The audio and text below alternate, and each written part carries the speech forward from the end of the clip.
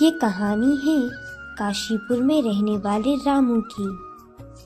रामू अपने परिवार के साथ रहता था। रामू के पास एक गाय थी जिसका नाम गौरी था। रामू का घर गौरी गाय का दूध बेचकर चलता था। शारदा, जल्दी से चाय बना दो, मैं गौरी को बाड़े से लेकर आता हूँ। रामू की दिनचर्या यही थी। सुबह उठते ही गौरी को लाना और उसका दूध निकालकर पूरे गांव में बेचना। अरे गौरी, तुझे पता है क्या तेरा दूध पूरे गांव भर में मशहूर हो गया है?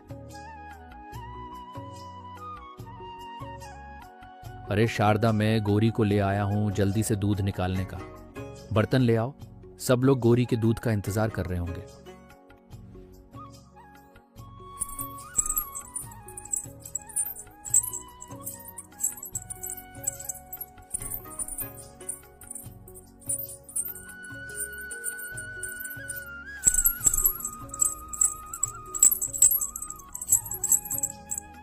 ये लीजिए जी, निकाल लीजिए गौरी गाय का दूध, और चाय बना दी है मैंने।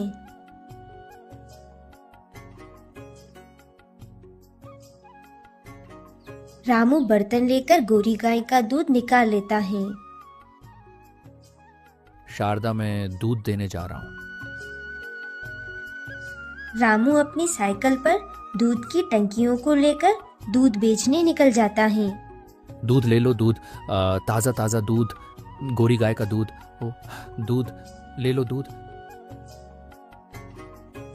अरे रामू, दूध दे दो बेटा, कब से तुम्हारे ही दूध का इंतजार कर रही थी। तुम्हारी गाय का दूध बहुत मीठा होता है और ताज़ा भी होता है, तो किसी और का दूध लेने का मन ही नहीं करता। रामू दूध बेचकर अपने घर चला जाता है।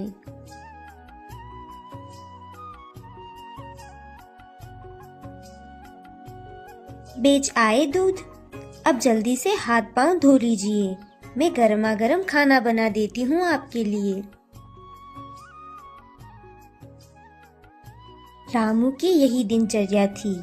वो सुबह उठता है और दूध निकालकर बेचने चला जाता है।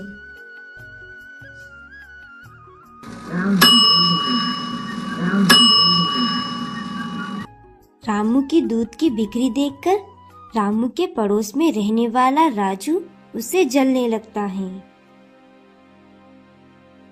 एक यह रामू है जो पूरे गांव में दूध बेचकर अच्छे पैसे कमा रहा है, और दूसरी तरफ आप हो।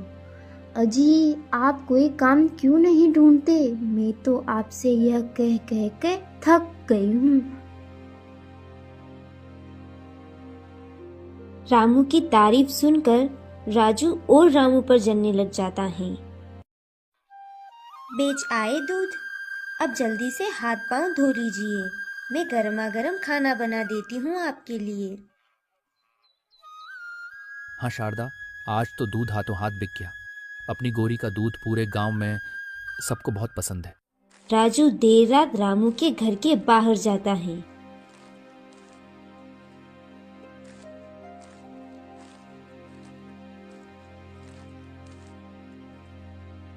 और रामू की साइकिल, जिससे रामू घर घर जाकर दूध बेचा करता है, उसे जला देता है। यही साइकिल है ना जिससे पूरे गांव में इतराते हुए दूध बेचता है। अब मैं भी देखता हूँ ये रामू कैसे दूध बेचता है।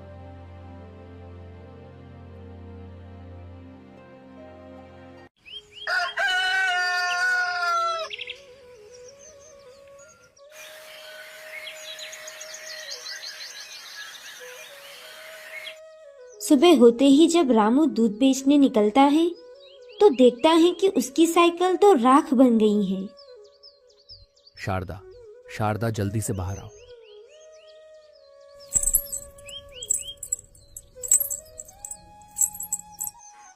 हे भगवान, ये क्या हुआ जी?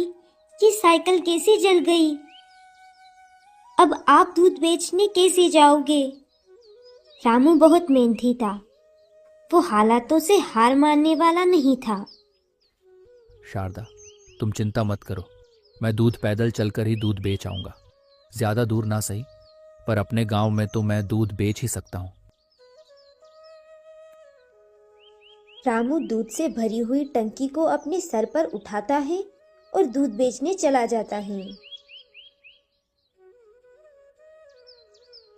दूध ले लो, दूध दूध ले लो, दूध ताजा ताजा दूध, गोरी गाय का दूध। ओ, दूध ले लो, दूध। रामू को पैदल ही दूध बेचता देख राजू को और गुस्सा आ जाता है। ये रामू, इस रामू को भी चैन नहीं है। साइकिल चला दी, फिर भी पैदल चलकर दूध बेच रहा है। मुझे इसका कोई और इलाज निकलना होगा।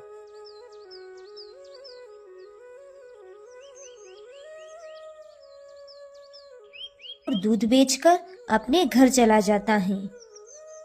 शारदा, जल्दी से कुछ खाने को ला दो भाई। आज तो पैदल चलते चलते थक गया हूं, बहुत जोरों की भूख लग रही है।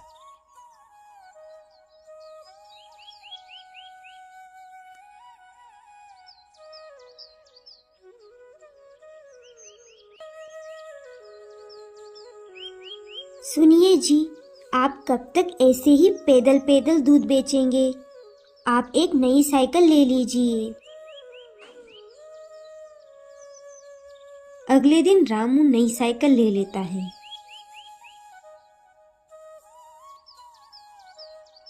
और अब उस साइकिल से ही दूध बेचने जाया करता है। दूसरी तरफ राजू यह सब देखकर और गुस्से से आग बबूला हो जाता है। रामू रोज की तरह गाय का दूध निकालकर उसे एक जगह रख देता है और गाय को चारा डालने चला जाता है। तभी पीछे से राजू आता है और दूध में कुछ मिला देता है और वहां से चला जाता है। रामू रोज की तरह दूध बेचने निकल जाता है।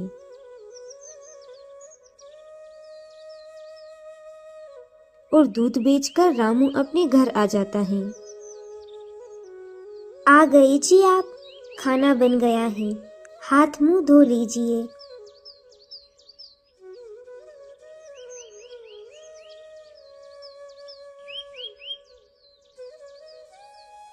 थोड़ी देर गुजरने के बाद गांव का एक व्यक्ति रामू के घर आता है कि गांव में जगह जगह लोग बीमार हो रहे हैं। पता नहीं भाई, मैं तो सुबह ही दूध देने गया था, तब तो बिल्कुल ठीक था।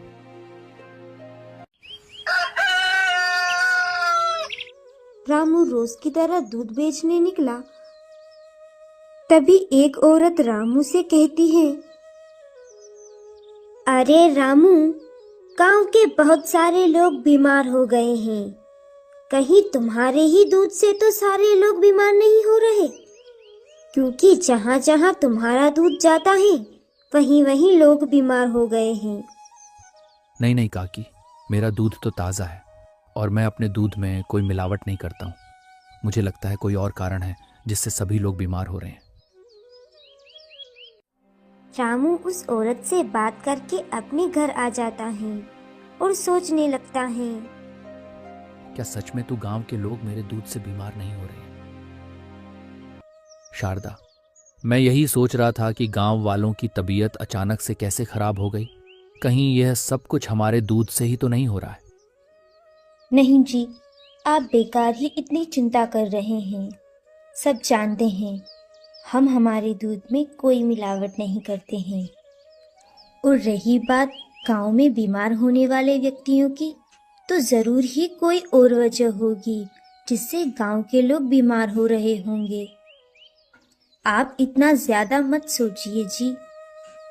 शारदा के इतना समझाने के बाद भी रामू को एक बात खाई जा रही थी कि आखिरकार क्यों उसी ने जहां दूध बेचा वहीं लोग क्यों बीमार पड़ रहे हैं। रामू की पूरी रात इसी विचार में गुजर गई और उसने सोचा कि अब वो पता लगा कर रहेगा कि आखिरकार कहाँ क्या गलती हो रही है। रामू ने सोच लिया था कि अब वो दूध निकालने से लेकर दूध बेचने तक और अधिक सावधानी रखेगा।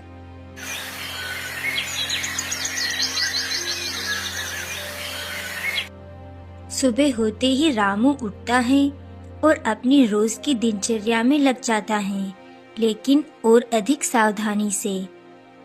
रामू गोरी का दूध निकाल लेता है और रोज की तरह उसे एक जगह रखता है, लेकिन इस बार वो बहुत सावधानी रखता है। रामू एक पल के लिए भी दूध से अपनी नजरें नहीं हटाता है। रामू को गाय को चारा डालते देख राजू सोचता है कि यही सही मौका है रामू के दूध में मिलावट करने का। राजू रामू की दूध में मिलावट करने जैसे ही जाता है, रामू उसे देख लेता है और रंगे हाथों पकड़ लेता है। रामू राजू को रंगे हाथ पकड़कर पूरे गांव वाले को इकट्ठा कर लेता है और राजू की सच्चाई पूरे गांव वालों के सामने ला देता है, जिससे यह भी पता चल जाता है कि आखिरकार बेवजह गांव में इतने सारे लोग बीमार क्यों हो गए थे। गांव वाले राजू की खूब पिटाई करते हैं। मुझे माफ कर दो, गांव वालों में रामू से चलते रहता था और इसीलिए मैंने यह सब किया। तो ये वजह है गांव वालों की बीमार होने की। किसी से इतना भी क्या जलना राजू की तुमने गांव वालों की सेहत का भी नहीं सोचा। और कहते हैं ना, जैसी करनी वैसी भरनी। राजू को गांव वाले पुलिस के हवाले कर देते हैं।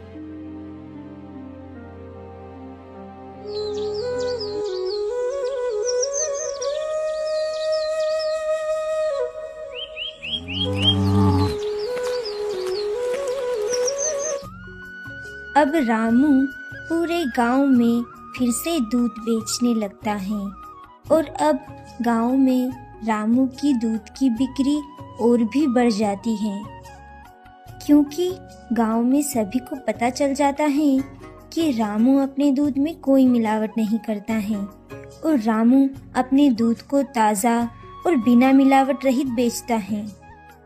दूध की बिक्री बढ़ने के साथ साथ रामू भी और गाय खरीद लेता है और अब रामू के दूध का व्यापार और अच्छे से चलने लग जाता है।